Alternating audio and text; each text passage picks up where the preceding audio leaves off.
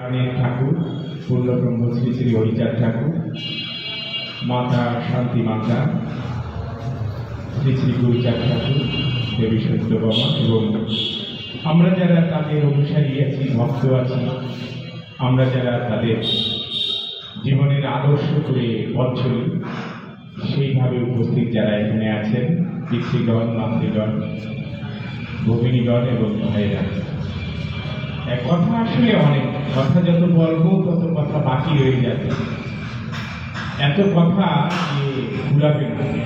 কিন্তু তারপরে খুব প্রয়োজনীয় কিছু কথা বলার দরকার, যে আমরা শ্রী শ্রী গুরুচাঁদ ঠাকুরকে ভগবান বলি।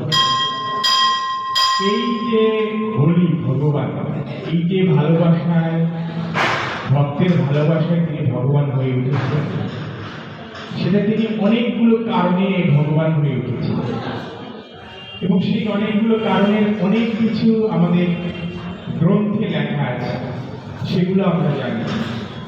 কিন্তু এমন কিছু কাজ তিনি করেছিলেন যেগুলো নিয়ে এখন সারা পৃথিবীতে আলোচনা হচ্ছে। সেই আলোচনা যেমন ধরে আজকে জাতিসংঘ গণশিক্ষার কথা বলছে, কিন্তু এই গণশিক্ষার কথা গুরুচাঁদ অনেক আগে বলেছিলেন যে গ্রামে গ্রামে পাঠশালা গড়ে তোলা চাই, সেটা তো গণশিক্ষার কথা। যেমন আজকে জাতিসংঘ বলছে কাউকে পিছনে ফেলে উন্নয়ন করা যাবে না।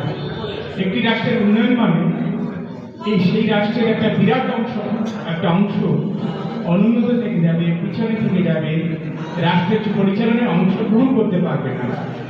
এরকম নীতিকে জাতিসংঘ এখন উন্নয়ন হিসাবে ধরে। তারা 2015 সালে সাস্টেইনেবল ডেভেলপমেন্ট গোল, টেকসই উন্নয়ন লক্ষ্যমাত্রা নির্ধারণ করে। সেখানে তাদের মূল বক্তব্য, মূল স্পিচ হচ্ছে নো ওয়ান লেফট বিহাইন্ড, কাউকে পিছনে ফেলে টেকসই উন্নয়ন লক্ষ্যমাত্রা অর্জন করা যাবে। বাংলাদেশও তার একজন সিগনেটরি, স্বাক্ষরকারী। তাহলে গুরুচাঁদ ঠাকুর যে 150 বছর আগে সবচাইতে পিছিয়ে পড়া মানুষের শিক্ষার জন্য, তাদের অর্থনৈতিক বিকাশের জন্য, তাদের উন্নত জীবনের জন্য তিনি যে কাজ করেছেন, সেই কাজটি আজকে জাতিসংঘ ধরেছে 2015 সালে। তাহলে কত অগ্রসর মানুষ, কিন্তু আমরা তাকে সারা পৃথিবীর সামনে তুলে ধরতে পারিনি বলে তিনি এখনো পর্যন্ত সারা পৃথিবীর যত দার্শনিক, সারা পৃথিবীর যত মহামানব, তাদের কাতারে আন্তর্জাতিকভাবে এখনো পর্যন্ত তার নাম উচ্চারিত হচ্ছে। আমরা চাচ্ছি, আমরা এই প্রজন্মের মানুষ, আমরা চাচ্ছি সেই কাজটি করতে। কি করেছিলেন তিনি দেখেন, আজকে 2026 সাল, এর থেকে 107 বছর আগে 1919 সালে দেখেন ওরাকান্দিতে তিনি বসবাস করতেন। সেখান থেকে মুম্বাই করে হরিদাসপুর আসতেন, হরিদাসপুর থেকে স্টিমারে করে খুলনায় যেতেন, খুলনা থেকে ট্রেনে করে কলকাতা যেতেন। কত দুর্গম এরিয়ায় তিনি বসবাস করতেন। কিন্তু সেই সময় যে ব্রিটিশরা বা ভারতবর্ষে একটা সংবিধান করার জন্য আসতেছে, সেই সংবিধানে যে আমাদের বঞ্চিত জনগোষ্ঠীর অধিকারের কথা লেখা উচিত, সেই কথা তিনি তখন চিন্তা করছেন। ওরাকান্দি ভগবান কিভাবে হয়ে উঠছেন, আজ থেকে 107 বছর আগে, তারও আগে অনেক কাজ করেছেন। আমি সংক্ষেপে এই কথাটি বলে আপনাদের বুঝাতে চাচ্ছি যে তিনি কত দূরদর্শী। আজকে আমরা মোবাইল চাপ দিলে পৃথিবীর কোথায় কি হচ্ছে জানতে পারি, কিন্তু তাকে জানতে হলে কি করতে হতো?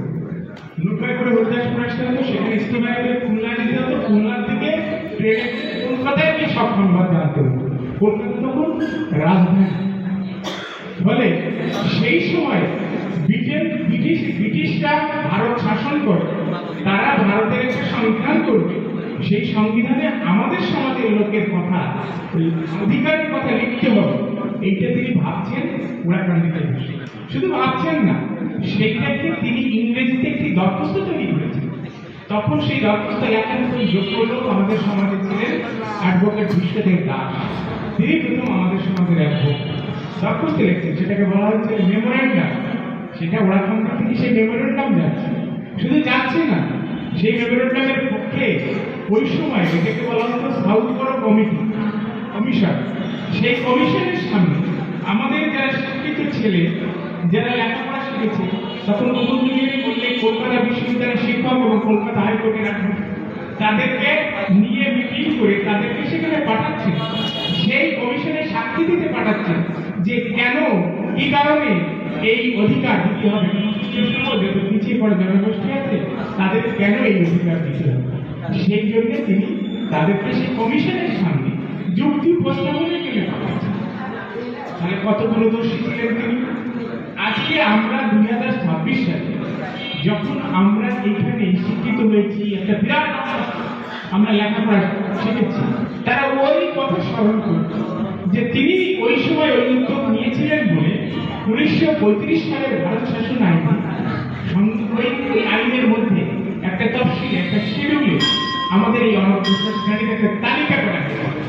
সেই তালিকা করে সেখানে বলা ছিল যে এই জনগোষ্ঠীগুলো এই সরকারি চাকরিতে তাদের এই রিজার্ভেশন থাকবে, তারা পার্লামেন্টের নির্বাচনে এই কয়েকটি আসনে দাঁড়াবে, 30টি আসনে দাঁড়াবে, সেটা লেখা ছিল।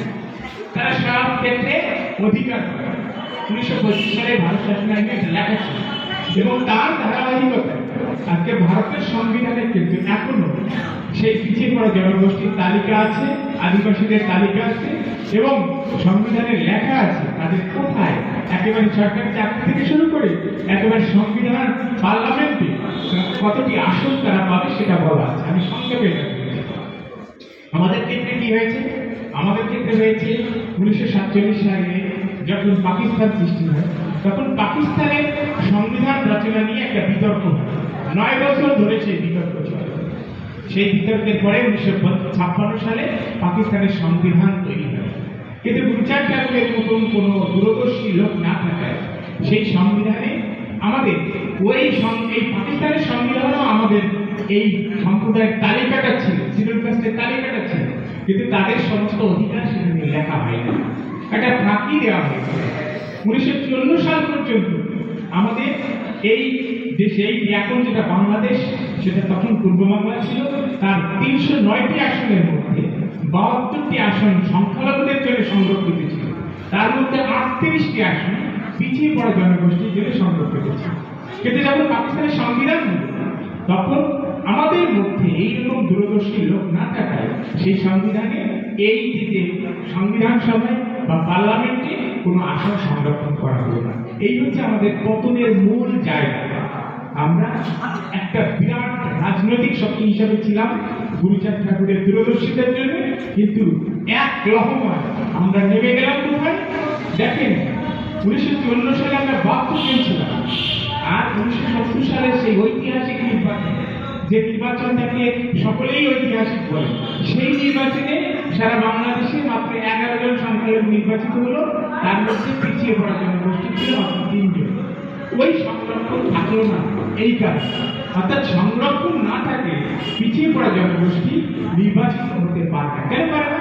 এই যে নির্বাচন হচ্ছে, এই নির্বাচনে একটা বড় দলের থেকে মনোনয়ন আনতে অনেক টাকা দেওয়া লাগে, টাকা অঙ্কটার হল মনোনয়নটা পাওয়ার পর অনেক টাকা লাগে নির্বাচন, আমাদের কারণ সেই টাকা নাই। আমরা সেই কারণে সংরক্ষণ ছাড়া পিছিয়ে পড়া জনগোষ্ঠী এইভাবে সংসদে প্রতিনিধিত্ব করতে পারে। এবার কেন এই উদ্যোগটি আমরা নিলাম? ওই যে 1946 সালে সংবিধান নিয়ে বিতর্ক হয়েছিল, একটু কঠিন লাগবে, এটা আমাদের বুঝতে হবে। আর সংবিধান নিয়ে বিতর্ক হয়েছিল 1972 সালে বাংলাদেশ স্বাধীনতা। রাজনীতিতে একটা বড় ঘটনা ঘটানো, সেটা আমাদের দিক থেকে সেটা কি ঘটনা 47 সালে ঘটেছে, আমাদের কি বিপদ হয়েছে সেটা বিষয় না। রাজনীতিতে এরকম একটি বড় পরিবর্তন হওয়ার ফলে নদী যেমন বাঁক দিলে এক নদীর একটা পাড় ভেঙে যায় আর একটা পরে চর করে, রাজনীতি বাঁক দিলে রাজনীতিতে কিন্তু আদর্শের বদল হয়। যে আদর্শ একটা শাসন করে সেই আদর্শ তখন তলায় পড়ে যায় নতুন একটা আদর্শ। তাহলে 72 সালে বাংলাদেশ স্বাধীন হবার পরে 30 লক্ষ সৈন্যের রক্তের বিনিময়ে 2 লক্ষ মা বোনের ইজ্জতের বিনিময়ে বাংলাদেশ স্বাধীন হবার পরে বাংলাদেশে আবার সংবিধান নিয়ে বিতর্ক শুরু। পাকিস্তানের সেই মূল্যবোধটা থাকলো না, সেই বিতর্কের ফলে বাংলাদেশে একটা সংবিধান হয়। এইবার এই যে 2026 সালে যে নির্বাচনটা হচ্ছে, এই কথাটা কেউ বলছে না। এই নির্বাচনে যারা প্রার্থী হয়েছে তারা এই কথাটা কেউ বলছে না যে এই নির্বাচনের পরে যে সংসদটা হবে সেই সংসদে সংবিধান নিয়ে বিতর্ক হবে। এই কথাটা চেপে যাচ্ছে। প্রশ্ন তুলছে যে উৎপল গরিব মানুষ, উৎপল নমশূদ্র, সে এমপি হয়ে সে কি আপনাদের চাল বরাদ্দ করে দিতে পারবে, গম বরাদ্দ করে দিতে পারবে, রাস্তাঘাট করতে পারবে, কোনো প্রতিষ্ঠান করে দিতে পারবে? কিন্তু এই নির্বাচন তো ওই বিগত 12টি নির্বাচন, এটা ঠিক আছে, কিন্তু এই নির্বাচন তো সেই নির্বাচন। এই নির্বাচনের আগে ক্ষমতার একটা ভাগাভাগি কিরকম ভাবে, যে স্থানীয় সরকার কি কি ক্ষমতা, তারা হচ্ছে উন্নয়ন কাজ করবে, আর যারা সংসদে যাবে তারা হচ্ছে রাষ্ট্র পরিচালনার মূলনীতি ঠিক করবে, কি মৌলিক অধিকার আমাদের থাকবে তার মূলনীতি ঠিক করবে। বলে এই সংবিধান, এই যে নির্বাচন, এই নির্বাচন নিয়ে যে সংসদটা হবে সেই সংসদের নামও দেওয়া হয়ে গেছে সংবিধান সংস্কার পরিষদ। এটা গেজেট হয়ে গেছে, এটা মুখের কথা, একটা রাষ্ট্রপতিরও একটা গেজেট হয়ে গেছে যে এই পার্লামেন্টে যারা যাবে তারা সংবিধান নিয়ে তুমুল বিতর্ক করবে। এই সংবিধানে 1972 সালে এই সংবিধানে ধর্মনিরপেক্ষতা থাকবে, এই সংবিধানে নারীর কি অধিকার থাকবে, এই সংবিধানে কৃষকের কি অধিকার থাকবে, এই সংবিধানে শ্রমজীবী মানুষের কি অধিকার থাকবে, এই সংবিধানে শিশুদের কি অধিকার থাকবে, এই সংবিধানে যারা পিছিয়ে আছে প্রান্তিক জনগোষ্ঠী তাদের কি অধিকার থাকবে, সে কথা বলছি আমরা তার সাথে বলছি যে এই যে সংবিধান সভা হবে, এই যে সংবিধানের ব্যাপক পরিবর্তন হবে, তাহলে আমাদের কি হবে? আমাদের তো ঠিক আমরা সেই কথা বলার জন্য রাজি হচ্ছি। নিজে এমপি হয়ে বাড়ি গাড়ি করার জন্য রাজি হই। এমপি হয়ে যে অর্থ উপার্জন করা যায় তার থেকে অনেক বেশি অর্থ উপার্জন করা যায় সুপ্রিম কোর্টের আইন ব্যবসাটা সঠিকভাবে করে। ফলে আমার তো এই আইন ব্যবসা রেখে এমপি হওয়ার দরকার নাই অর্থবিত্তের জন্য। আর আমরা তোদের পক্ষ থেকে কেন এখানে এসছি এই কারণে যে আমাদের গুরুচাঁদ ঠাকুরের আদর্শটা এবার সংবিধানে আমরা লিপিবদ্ধ করবো। আমরা বলবো যে কাউকে পিছনে ফেলে এই রাষ্ট্রে এগিয়ে যেতে পারে না। আমরা বলবো এই রাষ্ট্রের একটা বিরাট অংশ, 1/10 অংশ তার সেটা মানব সম্পদ, সেই মানব সম্পদ তো অকেজি করে রাখা হয়েছে। গুরুচাঁদ ঠাকুরের আদর্শ ধরে কাজ করলে সেই মানব সম্পদটা বিকশিত হবে, রাষ্ট্র শক্তিশালী হবে। আমরা গুরুচাঁদ ঠাকুরের আদর্শের কথা বলতে এই সংবিধানের বিতর্কে অংশগ্রহণ করতে চাই। আমি খুব সহজভাবে এই কথাগুলো বললাম, এবং এই গুরুত্বটা যদি আমরা সমাজকে বুঝাতে পারি, আমাদের সমাজকে যদি বুঝাতে পারি, তাহলে আমাদের এই নির্বাচনে দাঁড়ানো সার্থক। এই নির্বাচনে কে নির্বাচিত হবে সেটা তো জনগণ বলবে, কিন্তু কেন নির্বাচনে আমি এসেছি একটা প্রান্তিক মানুষের পক্ষ থেকে, কোটি কোটি টাকার মালিক না হওয়া সত্ত্বেও, গাড়ি বাড়ি থাকা নাই, তারপরেও কেন এই নির্বাচনে প্রার্থী হয়েছি, এই কথাগুলো বলার জন্য যে এই অধিকারটা দিতে হবে। আজকে আলোচনাটা শুরু হয়ে গেছে যে এই যে জনগোষ্ঠীগুলোকে এতদিন ধরে অধিকারহীন করে রাখা হয়েছে জাতীয়তাবাদের নামে, ধর্মনিরপেক্ষতার নামে, সেই একটা জনগোষ্ঠীকে কোনো কিছুর নামে অধিকারহীন করে রাখা যায়। ধর্মের নামে, বর্ণের নামে, ভাষার নামে, কোনো কিছুর নামে কাউকে অধিকার বঞ্চিত করা যায় না। কিন্তু এই অধিকার শুধু এই নির্বাচনে হয়ে গেল আমি বলছি না। 12 তারিখের নির্বাচনে একটা ফলাফল আসবে, পার্লামেন্টে যেতে পারলে আমরা সেই বিতর্কে অংশগ্রহণ করব। কিন্তু এই অধিকার আদায় করতে হলে অনেকভাবে কাজ করতে হবে। আমাদের অনেক আলোচনা দীর্ঘদিন ধরে হচ্ছে, আপনাদের সামনে কখনো হয়নি। এই অধিকার আদায় করতে হলে অনেকভাবে কাজ করতে হবে। কিছু কাজ আমরা করছি, একেবারে নির্বাচনে দাঁড়িয়ে এমপি না হলে কাজ করবো না বা এমপি হলে কাজ করবো এরকম ছিল। কি কাজ করেছি আমরা বলেছি, ওই যে গুরুচাঁদ ঠাকুরের ইতিহাসটা বললাম, এগুলো আইনের ভাষায় লিখে, ইংরেজিতে লিখে বেশ সময় ধরে রিসার্চ করে আমরা বাংলাদেশ সুপ্রিম কোর্টের হাইকোর্ট ডিভিশনে একটি আবেদন করেছি যে এই অধিকারটা ছিল, এই অধিকারটা যৌক্তিক, এই অধিকারটা এইভাবে আদায় করেছিলাম আমরা, সেই অধিকারটা এখন নাই, সেই অধিকারটা আমাদের দিতে হবে। এটা কিন্তু সুপ্রিম কোর্টে আমরা আবেদন করছি। সুপ্রিম কোর্ট প্রাথমিকভাবে সেই আবেদন মঞ্জুর করেছে, প্রাথমিকভাবে। হাইকোর্ট ডিভিশন কি করেছে, বলেছে যে এত বড় একটা জনগোষ্ঠী তার যদি এই অবস্থা হয় সেটাকে রাষ্ট্রকে তদন্ত করে দেখতে হবে। রাষ্ট্রকে আদেশ দিয়েছে একটি কমিটি করার জন্য। সেই কমিটি এই আমাদের উপর তদন্ত করবে আমরা কেন অধিকারী, কেন আমরা নির্বাচনে দাঁড়াতে পারি না, কেন আমরা মন্ত্রী হতে পারি না, কেন আমরা এমপি হতে পারি না, কেন আমরা এই নির্বাচনে দাঁড়ালে আমাদের তুচ্ছ তাচ্ছিল্য করে, সেই রিপোর্টগুলো তৈরি করবে। ফলে এই নির্বাচনটা খুব গুরুত্বপূর্ণ।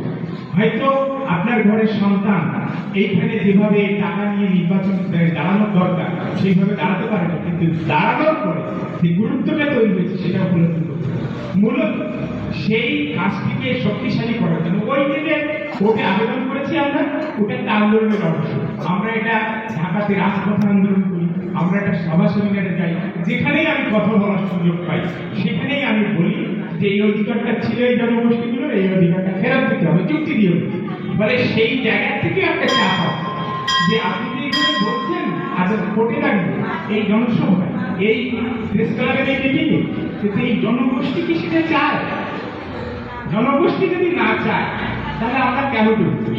এটার উদাহরণ কি?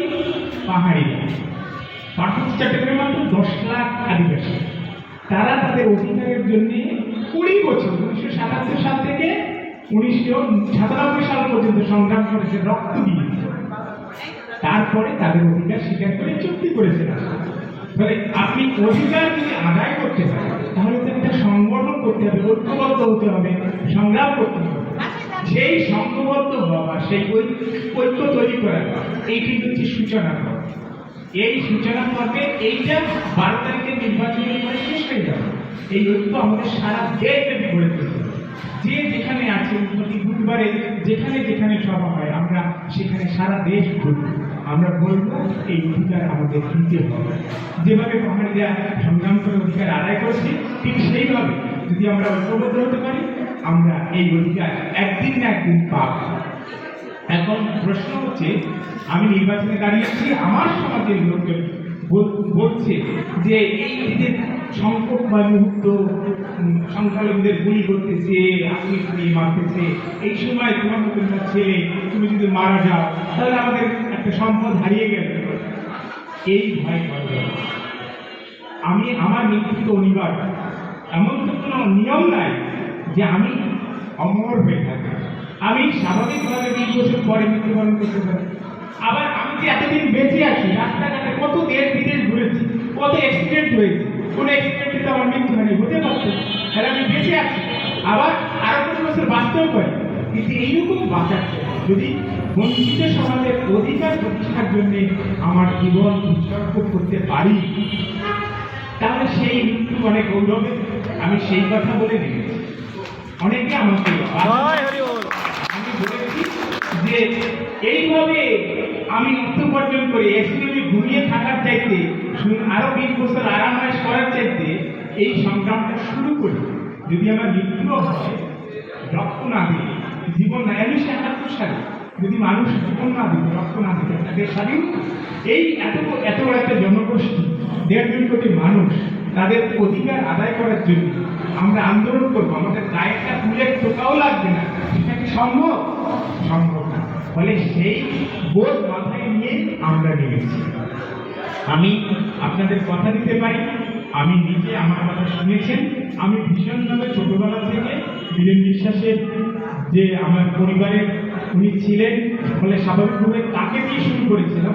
কিন্তু তাকে খুঁজতে গিয়ে আমি দেখলাম যে সে আসলে কোন আদর্শে তার জীবনকে উৎসর্গ করেছে। একটা কতগুলো লাইন তুললে আপনারা বুঝতে পারবেন। বীরেন বিশ্বাসের কথা কবিতায় তিনি বলেছেন, কোথায় যাবো?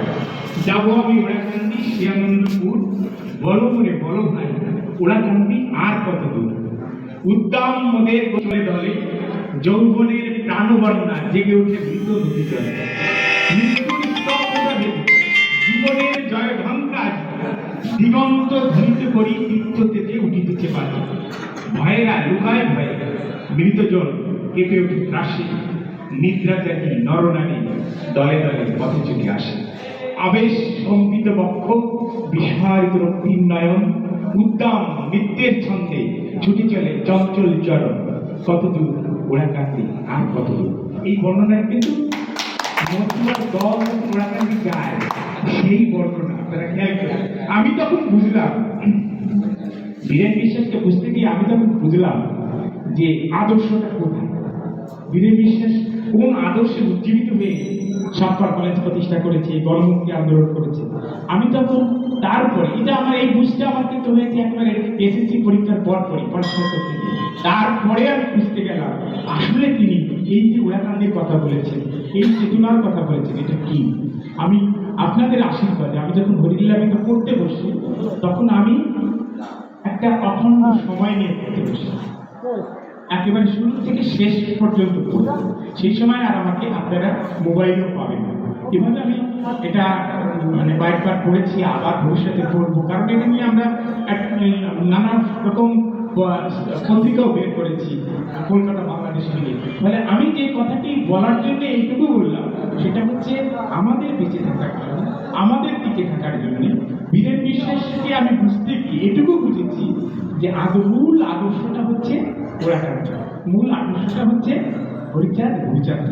সেই আদর্শটাকে ধরে যদি আমরা নিজেদের মধ্যে একতা করে তুলতে পারি তাহলে আগামী দিন আমরা শুধু বাংলাদেশ পৃথিবীকে নেতৃত্ব দিতে পারব। এমন আদর্শ আছে এর মধ্যে যেটাকে আমরা উপস্থাপন করলে সবাই অবাক হয়ে যাবে।